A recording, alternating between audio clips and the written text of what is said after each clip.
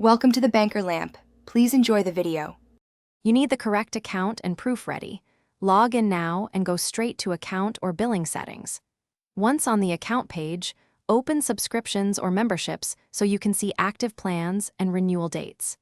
Make sure to note the exact plan name and next billing date because you will reference them during cancellation. If the site requires 2FA, complete that step immediately so you don't get locked out halfway through the process. You're now in the middle of the process. Click Manage or Details on the subscription line to see options and fine print. Read the cancellation policy so you understand refunds, notice periods, and whether deleting the app also cancels billing.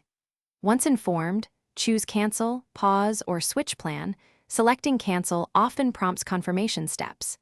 If confirmation requires reason selection or checkbox agreement, complete those fields. That ensures the request is logged and prevents automatic renewals. You finish by confirming the cancellation and saving any confirmation number or email. This proof matters if billing continues. Once done, verify the subscription page shows canceled status or an expiration date so you're not billed again. If the provider still charges you, contact customer support with your confirmation and request a refund. If unresolved, dispute the charge with your card issuer. Keep screenshots and communication.